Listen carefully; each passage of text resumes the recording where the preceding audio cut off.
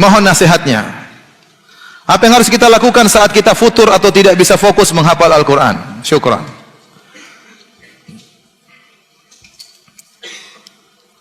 Kalau kita tidak fokus, kemungkinan banyak yang ada di pikiran kita. Maka di saat-saat seperti ini, saya sangat menyarankan kepada para hadirin hadirat untuk mengamalkan hadis Nabi SAW, min husni islamil mar'i tarkuhu ma la ya'ni. Di antara keelokan Islam seseorang, keindahan Islam seseorang adalah meninggalkan perkara yang bukan urusannya. Kita hidup di zaman yang informasi begitu banyak. Sedikit yang kita perlukan, kebanyakannya tidak perlu kita tahu. Hanya menambah beban otak kita yang penuh keterbatasan. Harddisk kita dipenuhi oleh hal-hal yang tidak bermanfaat. Kita mengutuk tentang ini, tentang anu, tentang ini, tentang anu, padahal tidak perlu hal tersebut untuk kita ketahui. Tidak berkaitan dengan kemaslahatan kita secara dunia, terlebih lagi kemaslahatan kita di akhirat. Oleh karena seorang berusaha mengamalkan hadis ini, meninggalkan yang bukan urusannya. Karena barang siapa yang meninggalkan perkara yang bukan urusannya, dia akan diberi taufik oleh Allah menuju perkara yang bermanfaat baginya. Nah, kita sekarang waktu kita habis untuk hal yang tidak bermanfaat. Bagaimana waktu tidak habis? Seorang punya akun di Facebook, punya akun di Instagram, punya akun di Twitter. Dia harus murojaah akun-akun tersebut. Dia tidak? Di murojaah, baca lagi. Belum dia mengecek akun-akun yang lain, ngecek temannya, apa saja foto-foto teman yang dia simpan. Belum lagi kalau akunnya cewek, oh ini janda atau bukan. Banyak yang dia cek di situ, habis waktu. Nah, informasi semua itu tatkala masuk di benak kita, itu mengganggu otak kita. Ini benar ini. Hati ini, kata para ulama, adalah wi'a, seperti bejana. Tergantung apa yang masuk dalam hati kita ini. Dan corongnya adalah pandangan, penglihatan, dan pembicaraan. Apa yang Anda lihat akan terekspresikan dalam hati Anda. Apa yang Anda dengar akan terbiaskan dalam hati Anda. Apa yang Anda ucapkan terus akan terbiaskan dalam hati Anda. Itulah yang akan menjadi pemikiran Anda sehari-hari. Nah, kalau orang memfilter apa yang dia lihat, memfilter apa yang dia dengar, memfilter apa yang dia bicarakan, dia akan bisa menjaga hatinya, sehingga hatinya bisa dimasuki dengan Al-Quran. Saya sampaikan hal ini karena ada kebahagiaan yang saya rasakan. Setelah saya tidak lagi beraktivitas dengan Twitter, saya kasih admin saya, biar admin saya yang pusing, saya nggak usah. Saya kasih Instagram, sudah saya nggak pernah urus lagi. Facebook, ya Facebook saya dihack, sehingga saya tidak punya teman. Ya. Saya hanya bisa men-share apa yang saya share. Adapun pertemanan, chatting-chattingan nggak ada. Saya merasakan ada kebahagiaan bagi saya. Ada waktu untuk anak, untuk istri, untuk anak-anak dan istri, ya. Dan juga buat dakwah, untuk baca Quran juga ada. Tapi dulu waktu kurang. Makanya kalau seorang gagal fokus untuk hafal Quran, coba cek, apakah hard disk dia sudah penuh dengan hal yang macam-macam. Kalau ada, maka hendaknya dia delete, bersihkan, supaya dia bisa fokus baca Al-Quran.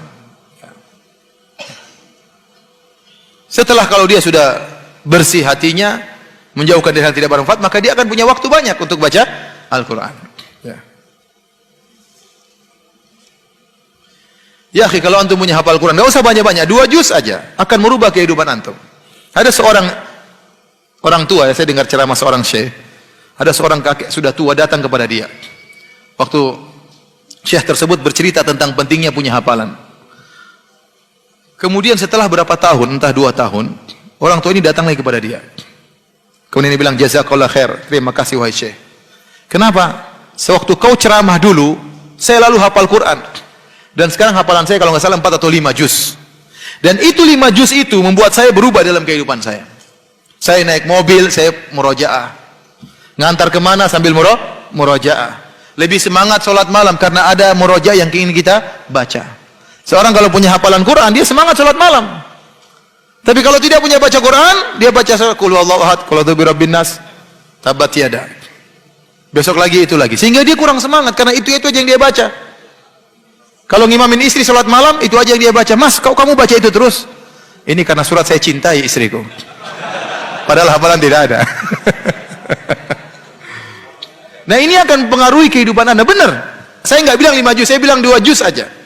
Anda hafal juz amma dengan juz 29, itu akan pengaruhi kehidupan Anda. Apalagi Anda dalami, Anda baca terjemahannya, apalagi Anda baca tafsiran singkat, itu yang pengaruhi kehidupan Anda. Maka seorang berusaha untuk punya hafalan. Ustaz, nggak bisa, kita sudah tua. Bisa. Panggil guru, kita setoran seminggu sekali. Meskipun seminggu sekali. Yang penting setoran hafal, setoran jalan. 1 minggu meskipun 1 ayat. Berarti 1 derajat di surga naik. Itu tidak. Minggu depan ayat yang lain, bidadari naik lagi. Minggu depan 1 ayat lagi. Alhamdulillah. Waktu berjalan. Kalau Anda sudah punya guru, Anda tidak mau harus sisihkan waktu untuk store. Apalagi Anda bayar guru tersebut. Bayar mahal supaya kalau nggak setoran rugi. Gimana caranya? Yang penting bisa setoran. Harus kita menjebak diri kita dalam kebaikan. Kalau kita tidak menjebak diri kita dalam kebaikan, kita akan terjebak dalam hal yang tidak bermanfaat. Apalagi zaman sekarang ini. Baca berita ini, baca berita anu, baca berita ini, baca berita anu. Analisanya ngawur. Bantah-bantahan tidak tahu, ternyata bantah-bantahan di atas berita yang tidak benar. Akhirnya waktu kita terbuang. Seorang saja membaca berita setiap hari 1 jam dia baca. Coba bayangkan kalau 7 hari dikumpulkan, sudah 7 jam. Seandainya 1 jam tersebut untuk baca Al-Quran, sudah berapa juz dia baca? Pernah ada pertemuan dengan salah satu imam Masjid Nabawi. Waktu kita lagi Id, ada istilah kita halal bihalal, tapi di Arab tidak dinamakan halal bihalal. Hari ketiga kalau tidak salah kita kumpul makan-makan rame. Hadir seorang imam dari Masjid Nabawi. Kawan-kawan tanya, "Ya Syekh, hafalan Anda kuat setiap hari berapa juz baca?" Dia bilang, "Ya saya harus baca 7 juz setiap hari." Untuk bisa menjaga apa? Hafalan.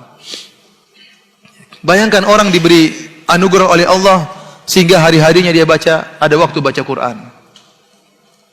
Ingat, semakin Anda baca Quran, Anda semakin bahagia, semakin dekat dengan Allah, menjadi orang spesial di sisi Allah Subhanahu wa taala. Jadi harus menjebak diri kita pada hal yang baik.